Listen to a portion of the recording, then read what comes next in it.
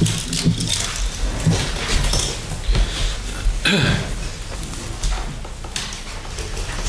ready? Okay. Yep. Please stand for the pledge. Pledge allegiance to the flag of the United States of America and to the republic for which it stands, one nation, under God, indivisible, with liberty and justice for all. Almighty and everlasting God, who presides over all things in heaven and earth, come and preside over these deliberations so that those that make the decisions may be guided by your wisdom.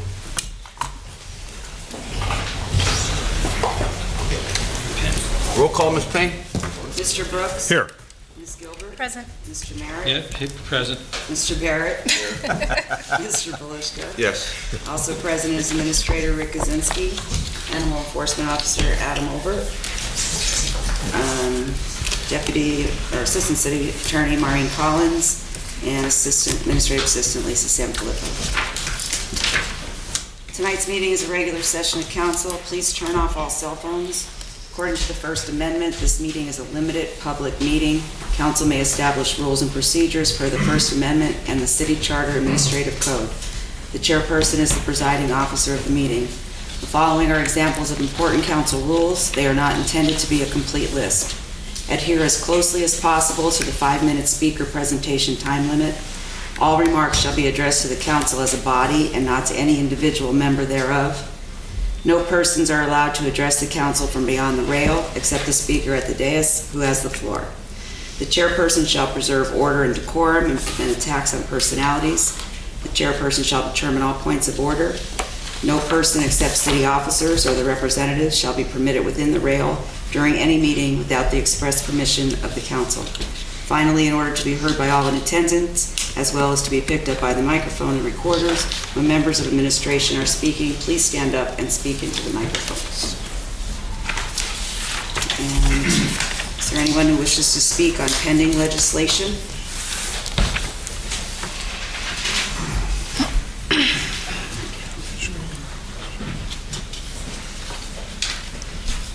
Angel Mathis, Wilkes-Barre. The one thing I would like to speak on is the authorization for the proper city officials to prepare and submit the Edward Byrne Memorial Justice Assistance Grant. Now, this, I know in years past, it's been used to actually request things like weapons and other things for the police station, but may I ask that when you pass this and consider actually applying for funds to actually combat the opioid crisis that we have for education and prevention when you vote on this, because you will be authorizing the preparation. I'm just asking that, you know, everything be included and that we get as much grant money as we possibly can and not just in kind. Is that possible? We have to talk about that at this point. Yeah, I think that the grant is non-specific. It's a community policing grant, if I recall. It's been a while since I personally wrote one, but Yeah, it was 2 years ago where we applied for one, and I asked that same question. certainly the city for would Ted. have the ability to use some of that grant monies towards that purpose, which would fall under, of course, community policing. So I think that the administration could pass that along to the department if they're successful in obtaining the grant, that they consider using a portion of it for those purposes. Well, I read on the website that you have to specify what you're using it for when you do that grant application. Yeah, you do, but it's not all that specific. I don't recall unless they changed it a lot. I mean, it's certainly, if you're using it to combat the opioid epidemic, I don't know if you have to be all that specific about how you're going to do it, but Okay, thank you. it's a good idea, though. Anyone else on pending legislation?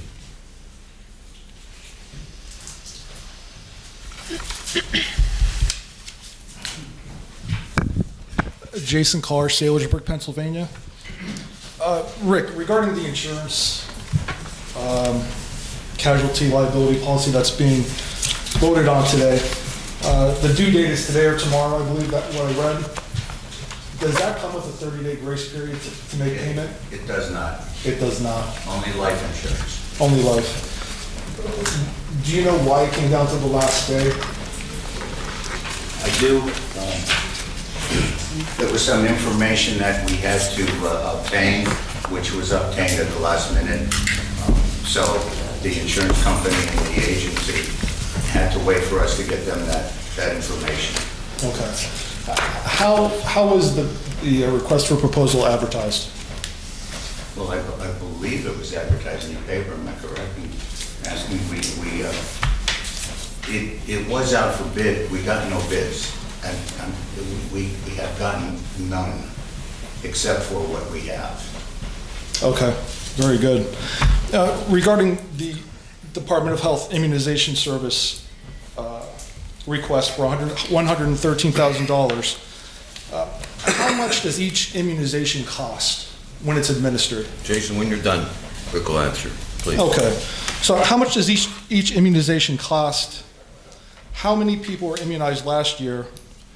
And if all the money's not used for that specific purpose, where does the money go?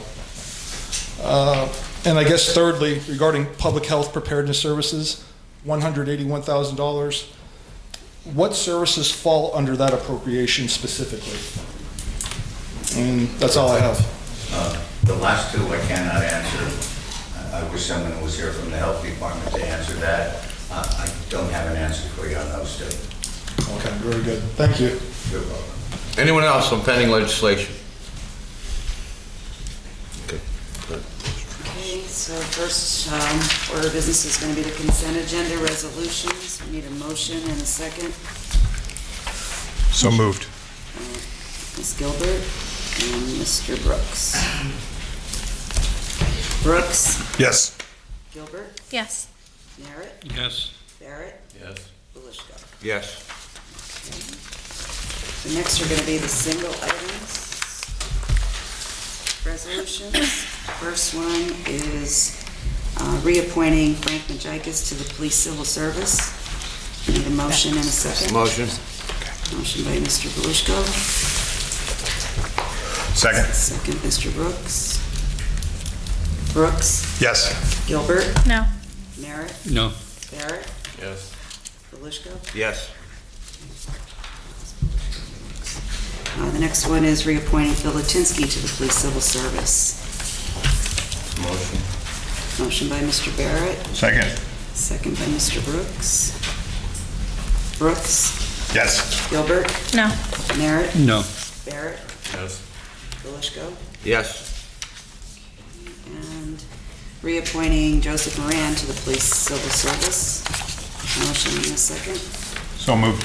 Mr. Brooks, Second? Mr. Belushko. Brooks. Yes. Gilbert, No. Merritt, No. Barrett, Yes. Belushko. Yes. Last one is on the insurance. Yes, I think I gave you So you're still a there. mistake. It might be there. It was the first one there. I'm sorry, it's authorizing the proper city officials to accept the proposal of Joyce Insurance. So moved. Mr. Brooks. Need a second. Kathy. Second, Mr. Merritt. Brooks, Yes. Gilbert, No. Merritt, Yes. Barrett, Yes. Belushko. Yes. Okay, and then we have the consent agenda ordinances. So moved. Mr. Brooks, Yes. wait, I need a second. You need a second first. I'll second that. Second by Mr. Merritt.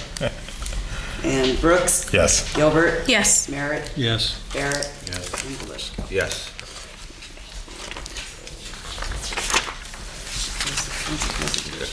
Council presentations? Nothing since Tuesday. Ms. Gilbert, anything today? Yeah, just one quick thing. Well, two actually. Tomorrow at 10 a.m. we will be rededicating Mayflower Park to Brian Grahowski. So if anyone's available, if you want to attend. DPW has put in a lot of work in trying to clean the park up before the dedication, so any support's appreciated for that. Secondly, Rick the Park Place building on the corner of Park Avenue, South Street.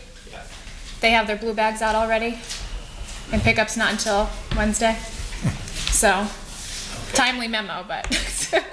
Yeah, read the paper. On Brian Grabowski, I believe that was moved. Saturday. It's not tomorrow. No. Okay, I didn't get the updated invitation. Oh, I'm sorry, I heard it's Saturday at 10. Saturday? It's 20, it's the 24th. Okay, Saturday. Saturday, yeah. Next That's all I have. Mr. Merritt, anything today? Just, Rick, if you could pass on to DPW, there's a huge pothole on Scott Street, right by EBSCO. If you could if you could put that in for me, I'd appreciate it. And I have some more things for Butch, but I'll get with Butch tomorrow. That'll be it. Thank you. Mr. Barrett? Follow up on 120 Hudson Street. I know that they've done it there once before. I got a second complaint on it, so if you could just 120 Custer is the property that's in disrepair, grass, weeds, and everything. And a little follow-up on the discussion we had in reference to the ability of persons to carry firearms in the council chambers. I sent along information I believe everybody should have gotten from the Pennsylvania Municipal League that talks about legislation that limits our ability to restrict persons from coming onto government properties with firearms. However, there is another piece of legislation out there right now, and it's called Senate Bill 625, which was proposed by Senator Maria Collette, and that would amend that to allow municipalities to regulate firearms on municipal properties, including parks, libraries, and of course council chambers. It doesn't mean you would have to do it, it means you can do it. It's kind of out there floating around a little bit right now. It's Senate Bill 625. I've already reached out this afternoon to Senator Udinchik's office. They are going to brief the senator on our concerns to see if he would be receptive to jumping on this piece of legislation and moving it forward out of committee and getting it up for a vote. The Pennsylvania Municipal League has said that they have had, not just from us, but numerous inquiries across the state, and a lot of municipalities are interested, very much interested in this particular piece of legislation. So I think that we need to continue looking into this, and Ms. Gilbert mentioned about possibly introducing a resolution at our next meeting in support of that, and I think that that's an excellent idea. It's a great idea. And we can get it out to the senators. Yeah, so anything I do hear back from the senator, I will let you know.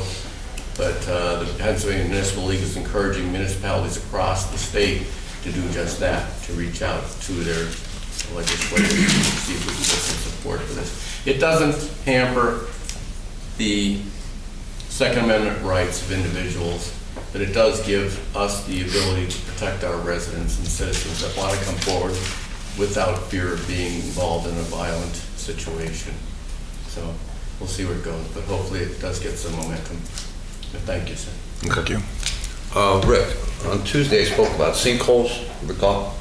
Well, you know, within an hour of the council meeting, I got a photo sent to me of Gordon Knapp Field. There's a huge sinkhole on the playing surface. Yeah. I spoke with the president of Skyhawks that evening, and I said, is the city notified about this?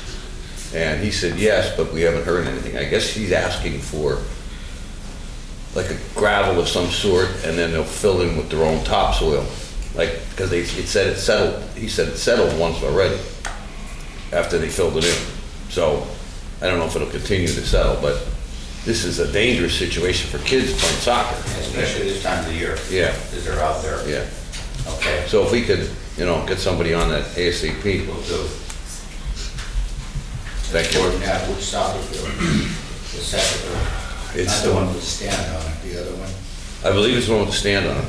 Okay. No, wait, no it isn't, no it isn't. It's the other one, down by the baseball field.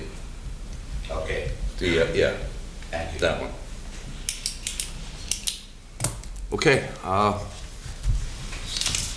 public comment? David Yonkai.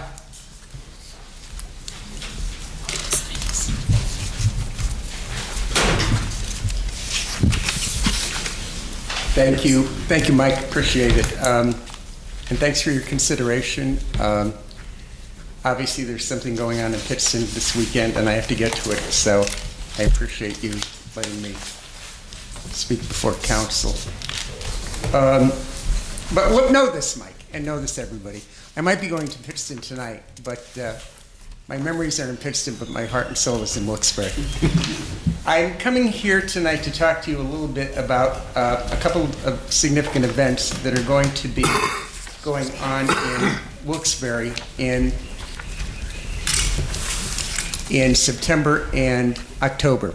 The first is going to be the Diversity Day Parade and the Diversity Day event that's going to be held on Public Square in Wilkes-Barre. We appreciate the effort that Wilkes-Barre City has put in regarding this. And I'm here as a resident, but I'm also here as a representative of the NAACP branch number 2306. And the Multicultural Festival has been an incredible thing for this city, and we appreciate your help in it. The other thing I'd like to talk about is a event that the NAACP is going to be having, and that is going to be a Freedom Fund banquet. That's going to be on October the 25th at Genetti's. That will start at 6:30 p.m. That banquet is a cornerstone of the NAACP in the community. Now, we had a cancellation, a postponement. Well, it was canceled last year, mainly because of the untimely death of one of our treasurer, David Barber, who died at the age of like 43, way too young. Now, Wilkes-Barre has always made a progressive strides throughout the years in terms of diversity. And given the political climate, though, that's going on today, maybe Wilkes-Barre can set an example for not only the region, the state, but also the nation. Now, I know people are saying, come on, Jan, the nation? You're going after the nation to try to do something like this? But I have a sign in my office that reads, always aim ridiculously high. And I would rather fail tremendously in support of a cause or a person that is worthy, rather than just have tepid success. Now, what I'm asking here is neither ridiculous or a high bar. The question most people ask me when they come up to me when I'm speaking about diversity is, they say to me, how could I put myself in the place of other people? How can I actually make a difference? Well, I can tell you this. There's a person in this room who basically said you have to look within. And you have to make sure that when you look within, you have to put yourself in the shoes of other people. And sometimes the most hardest question has the simplest answer. Now, a quick story. Let me just tell you this. Last summer, I was coming home from work, and it was a beautiful summer Friday afternoon. And as I was stopped at the light at Wilkes-Barre Boulevard and Market Street, there was a multicultural family crossing the street. There was a mom, a dad, a little boy, and a big sister. The little boy basically was very, very animated, and he was very, very happy. And I thought, he reminds me of somebody.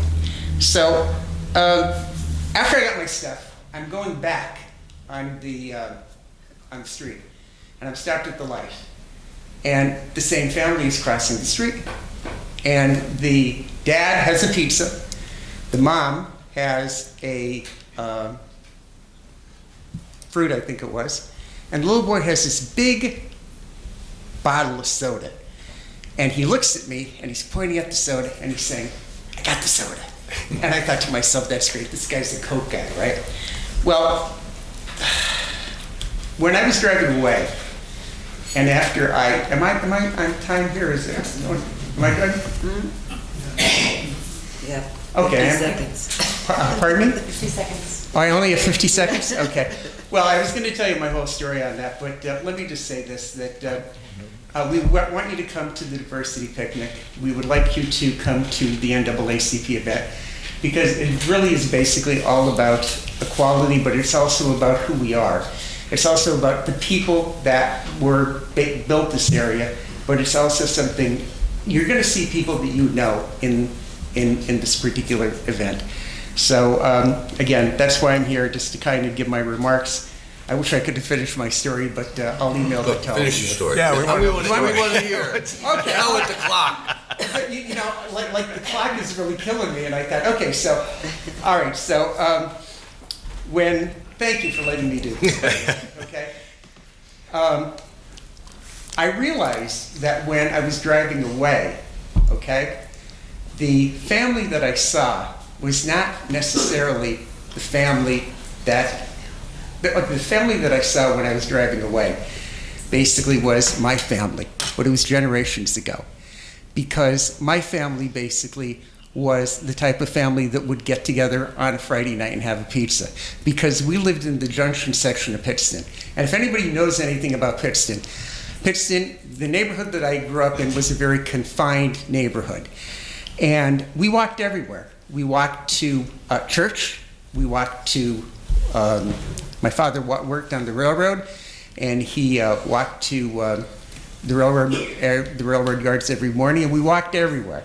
And what happened was, when we had the opportunity to get together with people, we lived in a very inclusive neighborhood. And when we were walking home from our events, church or whatever, right, there were people who were speaking different languages. And there were people who were basically speaking Polish, Slovak, Yiddish, all those languages. And nobody was telling them that they couldn't speak, that they had to learn English. Nobody was telling them that they were sending them back. And basically, what I'm trying to say here is that when, like that family, Wilkes-Barre is providing opportunities for that family to grow up in an area that's safe, healthy, and also a place that they're going to remember fondly when they grow up. When you come to that diversity picnic, okay, or when you come to the NAACP event, you're going to see people that are going to be very familiar to you. You're probably going to see a grandfather that you knew. You're probably going to see a person that you went to school with. You're probably going to see a person that is might have been a confirmation sponsor. But more importantly, you're going to see yourselves. And we have to look into ourselves and see ourselves in order to make sure that this is a better community. Now, I don't make many promises that I can't keep, but I can tell you this. If you go to this event, you're going to see Wilkes-Barre at its finest, and you're going to help Wilkes-Barre make a better, you're going to help Wilkes-Barre be a better community. So again, thank you for the extra time. Thank you for your attention, and I appreciate your support. David. Thank you.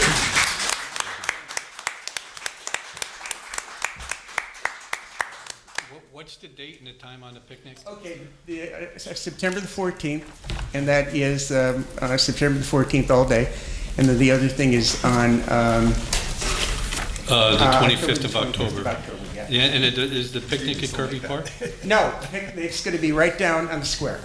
The parade is going to start, and then the event is going to be until 9 p.m. Thank you, David. I'm sure most of us will, if not all of us, will be there at both of them. Thank you, I appreciate it. And I know again, I was going to last year's dinner, and then it was canceled, and Yeah. And That's that was unfortunate one- for That was the one of reason. the things that happened, so again, yeah. but thank you. Thank you, appreciate your time. Thank you. Mary Ellen Jones?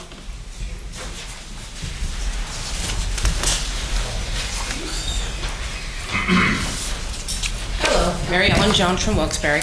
The reason why I'm here tonight is I want to know if there's anything that can be done in this city as far as an ordinance for aggressive dogs. On June 23rd, my husband was out walking on Blackman Street, and he was attacked by a dog who has attacked 2 other people. This is my husband was the 3rd victim. So I'm wondering, is there anything that can be done in this city so that these aggressive dogs have to be contained either by a fence or a leash or both? You know, once they've gone after somebody for, you know, can be proven they're an aggressive dog, is there anything that can get done? Because when my husband was out walking that night, there were 3 small children in front of him. My husband had to chase the kids, and he had to be the victim. So he got bit, so these children did not get bit. And this is the 3rd person, like I said, that this same dog has gone after. So is there anything we can get done? Anything? I don't know if Solverkin has any. I'm aware of your situation. I've handled it. I've been up there. I'm aware of the dog she's speaking about as well. And to go a little bit further to add to it, what I think you're trying to say is that because the yard at this particular house is open, they don't have a fence, they have an open driveway, and technically right now they don't have to keep their dog on a leash. It's just the dog is supposed to stay on the property.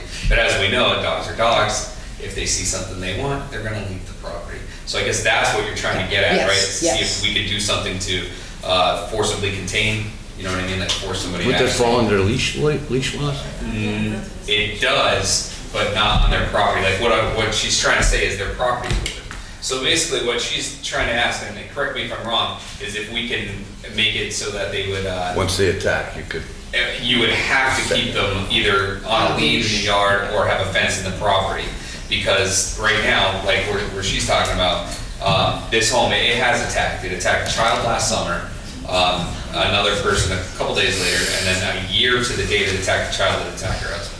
The dog's on a leash. The dog, it's not fenced in the yard. It's gonna happen again. They've been cited. I mean, but they pay their fines. So there's not really too much we can do right now other than just file another citation. We can ask the judge when we go before the judge to have them add their dog to the county's dangerous dog list, which makes them pay all kinds of stuff. But it doesn't stop it from happening. It just makes them pay extra fees. You know, so I guess that's what you're getting at. Yes, yeah. She's asking if maybe we could somehow introduce something that would force somebody to keep the animal contained once it had attacked somebody or something like that. I think it's a good idea. Yeah, I mean, I personally don't have an issue. If his hands are tied and the dog still continually attacked, yeah, that's where we're at. we have to step in somewhere. It's gonna happen again. I'll tell you that right now. And I mean, I've talked to these people. I mean, they're compliant people, but the problem is there's no legislation in place, so there's no rules for them to follow. Right. So if when they walk their dog, it's on a leash, but when they let their dog out in the yard, it's not. And that's what happened all of these times. Somebody walked past the property, the dog left the property and went after them and attacked them. So This is something we should look into, Marty. We have an aggressive dog ordinance on the book, so it'd probably just be a matter of amending that. yeah, that's what it would. Yeah, we had like the aggressive dog ordinance we It's have really now is vague. like it's extremely vague. Yeah. Like it's like non-enforceable. Yeah. So we'd have to go in and amend it and actually lay some ground rules on it, and then it'd be okay. Okay. Thank you, Mayor. Thank you. No problem. John Marconi.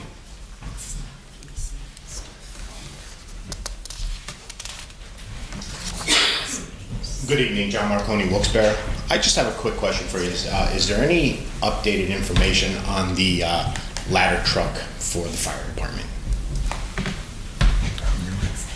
Chief's not here. Chief isn't here, right?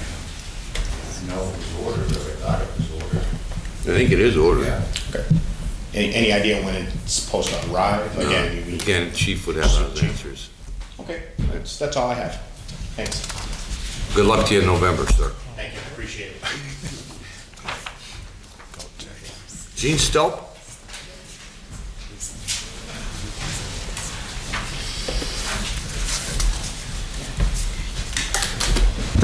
Hi, Gene Stilp, Middle Paxton Township, south of here. I was the person who tried to take down the brick at the off the square, and commend you folks for removing the brick, which I tried to do. Anyhow, the reason I'm back here tonight is because I think that then I offered to replace the monument, the entire monument, and today I come here to ask you if you folks to think about who from the private community would be willing to donate some downtown area to put up a monument. Today I delivered letters to President of King's College and Wilkes College, asking them if they could so donate any kind of land, because they are big landowners in downtown Wilkes-Barre, And the aim of this would be to replace the monument. I don't know how many bricks the city came up with at the final count, but they could be placed on a new monument if the city was willing to do that. But this way would eliminate the city from being the monument sponsor, the monument person responsible. It would eliminate the city from being responsible for the monument or the guidelines. Private group like the colleges could do this, or individuals who wanted to donate some land to do that, or use their land to do that. I did open up a post office box to get any kind of responses regarding people who wanted to have their brick back, or have the money back, or see what they wanted to do. The responses weren't that many, and they were mixed. Some people wanted the brick back, some people donated some money, which I'm sending back, and some people said take the monument down, we're glad it's gone. So it was a mixture of responses. My point is that I always thought it was a good monument, except for that brick. One brick, it was a good had decorum and had decency, and it was good for Wilkes-Barre. And so I'm willing to donate the superstructure, the substructure, say the superstructure, where the bricks could be replaced on that, placed on that. So it'd be up to the city to, if it comes to that, it'd be up to the city to, if any bricks they have left from bricks they did not give back to people. By the way, does anybody know how many bricks have been given back to people yet? I don't think anything. I don't think anything. I had 4 myself. Nobody contacted me. Okay. My point is that I'd be willing to build that superstructure that the bricks could be put on, return it to someplace in Wilkes-Barre, especially downtown, where it could be looked at for many years to come, and the people who paid for those bricks and who had their memories on the Beehive Monument, it could be there again in some fashion. It'll be this time it'll be more of a private affair, and would not subject the city to any kind of lawsuits like we're worried about in the past from the KKK or anybody else. So it would take that burden off of you. I'd be glad to build it. I have a little experience with these things. I've ever been down to Harrisburg, north of Harrisburg. There's an old railroad pier about 32 feet high, with a 25-foot Statue of Liberty on top. Have you ever seen that down there? That's mine. I built that for the area down there. So I'd be glad to replace this, replace the superstructure in the city, donate the bricks, and put it up.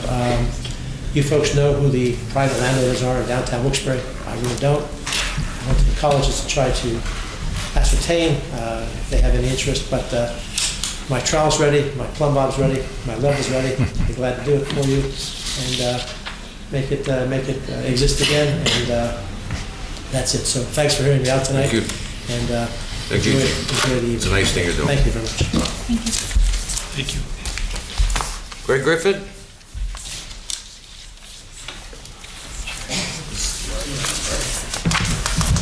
Hello, Council, citizens.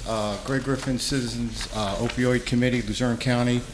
Just a real quick update on the letter that Wilkes-Barre City Council wrote, Luzerne County Council wrote, and Hazleton City Council wrote, requesting help from the federal government for additional drug task force officers.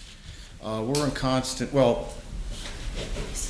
probably at least once a week, we're in contact with U.S. Attorney David Freed, and that was the person the letters were addressed to. So he's desperately trying to get Luzerne County more officers, federal officers, to help with the opioid epidemic. So that's good. And we did deliver your 3 letters from the Wilkes-Barre Council, Hazleton Council, and Luzerne County Council. Our committee delivered the letters also to Washington, D.C., to the 2 U.S. senators and 2 U.S. congressmen, along with U.S. Attorney David Freed delivering the 3 letters personally to U.S. Attorney Barr, and a meeting that Mr. Freed had with Barr.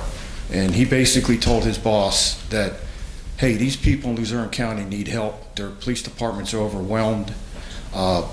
So can you please give me some more agents? So what's happening across the country is Ohio's getting murdered, New Hampshire, the young kids are being murdered with this fentanyl. And so the DEA is just strapped. So it's this squeaky wheel. And so, but the letters that you wrote and the other 2 councils wrote were tremendous. I think U.S. Attorney Freed was shocked when he received the 3 letters, because he handed them right to his boss. So that's in the works. There's a lot of stuff going on, and we're in contact with his executive secretary once a week, and we're holding him to it. He said he was going to give us help. So, you know, we got the 3 letters, and so we're holding him to it, and we're going to get help for our police departments. On a real good note, our opioid committee allied itself with a new recovery center. It's right next to the county jail. It's called New Roots Recovery Support Center, and the coordinator, Shannon Payek, couldn't be here tonight, so he asked me to drop a letter off to each one of you. Well, New Roots basically offers one-on-one counseling to those fighting addiction of all kinds. Those receiving counseling want to give back to the community, so we've established a litter patrol that's been organized. Right now, it's going to be a two 4-person teams twice a week in Wilkes-Barre neighborhoods, picking up litter, and heavy litter areas and neighborhoods will receive a lot of attention. So those under treatment at the New Roots Recovery Support Center, they do want to give back to the community, and they're struggling. But I'll be with them. There'll be other staff members that are going to be with them throughout the neighborhoods. So that's very positive, and we anticipate a lot of litter being picked up. And the one thing we would ask is, can we have help if we go out and pick up 10 trash bags of litter? Can we have help disposing of it from Wilkes-Barre City? So I would just, research it. You get back to me. But New Roots has a small dumpster, and they really, we anticipate picking up a lot of litter. I don't think anyone would disagree with us that there's a lot of work to be done. But we want to expand the crews, and but we're going to have a lot of litter. So, if we could drop it off at a DPW station or leave it on the corner, but they would have to pick it up before it got pilfered again by animals or whatnot. But if we'll be in communications. Thank you for your good work. And yeah, go ahead. I'm sorry. Yeah, if you're picking up litter and putting it, the city welcomes that. We appreciate everything that anyone does to pick up litter and put it in bags, and we'll make sure that we have someone wherever you have them, whether it's on corners or whatever. We'll need a contact number, and I'll get it. I'll get that from you. It's always appreciated from the city. Sure. We're gonna be doing it quite twice a week, 8 people, and they're very serious people. These people in recovery, and they really do want to give back to the community. So thanks so much for your support. Thank you. Keep up the good fight. Jason Clark.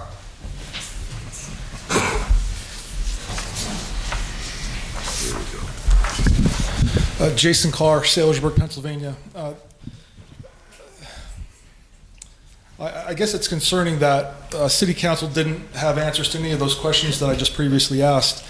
I don't know how you can vote on immunization services if you don't know if that's enough money. If you don't know how much each one costs, if you don't know how many people were budgeted or received the service last year. It's really concerning. I ask, going forward, that you come prepared to answer very simple softball questions around, legislation, money, taxpayer money that's being appropriated.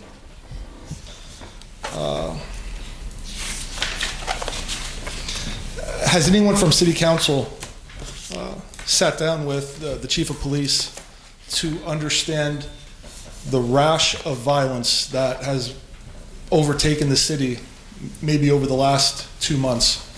In the last 3 days, there's been 2 armed robberies with guns within 2 miles of where my mom lives, on the same street as Mike Belusco. Things seem to be out of control in the city, and I don't know if City Council has a plan. I look forward to Mayor-elect Brown, if he's elected, looking at his plan. But what ideas does City Council have? The citizens of Wilkes-Barre are afraid. They're scared. I'm 6'3", 275 pounds, and I'm afraid because I know if somebody wants something from me, I'm going to be shot first. And that's a reality here in Wilkes-Barre. It's playing itself out on a daily basis. I guess lastly, on January 12th, 2017, Councilman Mike Bolesko asked Ted Wampole what the status was of the South Main Street, East Northampton Street property, where it was in the development stage. And Ted had said that we were about to break ground. That was 2.5 years ago. At that point, were we being lied to?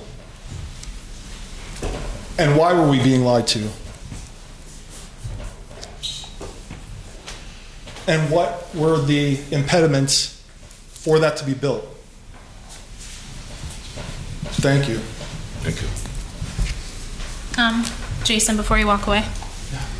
A few months ago, earlier in the year when we had that rash of shootings in the city, I did speak with Chief Coffey at the time.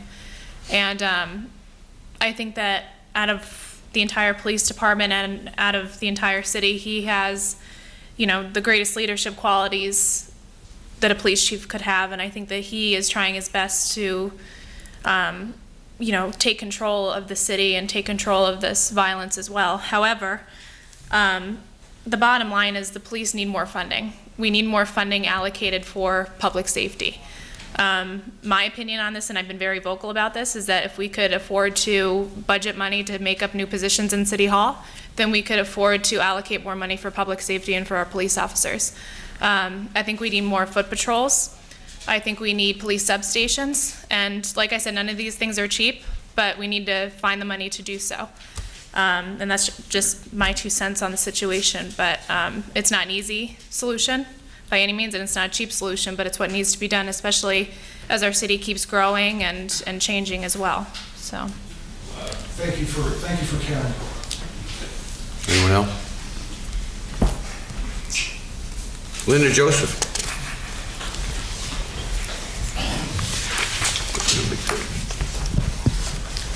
Linda Joseph.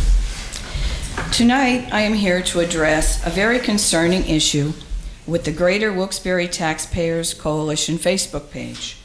Jason Carr, the administrator of the page, has unfortunately allowed it to turn into a page dedicated to his and others' bullying and personal vendettas toward Councilman Mike Bolesko to a degree, but most harming toward Councilman Tony Brooks, as shown as recently as yesterday, only attacking Councilman Brooks on the gun security issue when Councilwoman Gilbert and Councilman Barrett both were in agreement as stated in the local newspapers.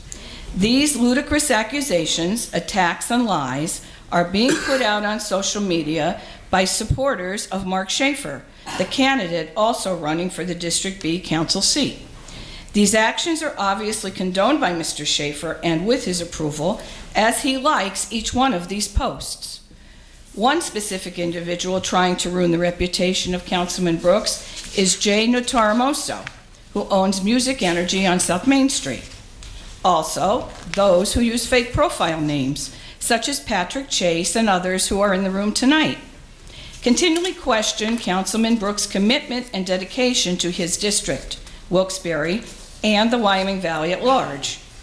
Accusations are spewed that he lies about being on various committees and boards.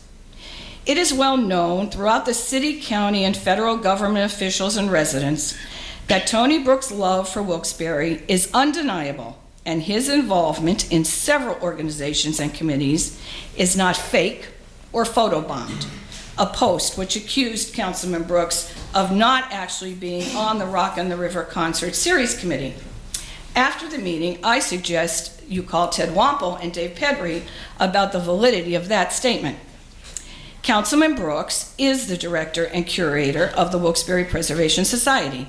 He is on the board of directors of the Osterhout Free Library, the Diamond City Partnership, WVIA, the 40 Fort Meeting House Preservation Committee, and many others too numerous to mention. I would like to ask Mr. Schaefer, what committees and boards has he volunteered for in the last 3 years since moving here that benefits Wilkes-Barre? Where was Mr. Schaefer when the Rolling Mill Hill Residents Association cleaned streets during the Earth Day cleanup campaign in May? In the last 3 years he has lived here, how many downtown residents meetings has he attended? Councilman Brooks was with us picking up disgusting garbage around Rolling Mill Hill and attends every meeting. How sad that this candidate and his allies want to run a negative and slanderous campaign against the councilman who responds to residents' concerns immediately when contacted. Will Mr. Schaefer come out at 10:30 p.m. to Hudson Street when a resident calls about issues on their street, as Councilman Brooks has? Does Mr. Schaefer have an understanding with his employer to drop everything during the day and leave to handle his constituents' issues all day long, as Councilman Brooks does? Will Mr. Schaefer attend the funerals of residents whom he serves, as Councilman Brooks does, showing respect to them several times during the year? It is especially disturbing that Mark Schaefer and his cronies outright lied to the residents prior to the May primary. When he and his supporters were told by residents they were supporting and voting for Councilman Brooks, they proceeded to tell him, "Oh no, you can't vote for him until November." Mark Schaefer knew Councilman Brooks was also doing a write-in campaign because he posted a picture on his Facebook page with the postcard left by Councilman Brooks on how to write him in. Mark Schaefer also posted it was not fair that he was running a write-in campaign, and what was he afraid of? Everyone knows the voting process allows you to do a write-in, as some even vote for Jesus Christ and Elvis, to name a few. Now to Mr. Carr. He conveniently chooses to pick and choose parts of statements made by both these councilmen to make them look bad, when in reality the entire quote justifies their statements.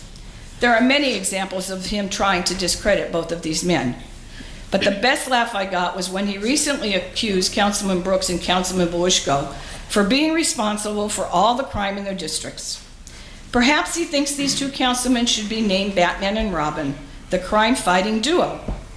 The saddest part is Mr. Carr is being used by Mr. Schaefer and his allies to use what I believe started out as a legitimate page for taxpayers' concerns for their own vindictive agenda and hateful attacks.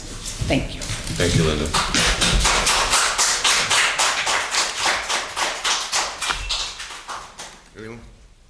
Anything more to add? Good. Speak after that. See you next month. Really? We're allowed to engage in personal attacks that have nothing to do with city council, and I'm not allowed to respond. You guys don't let us criticize you individually. You allow her to go on a live screen against me. I have never spoken to Mark Schaefer in my entire life. Thank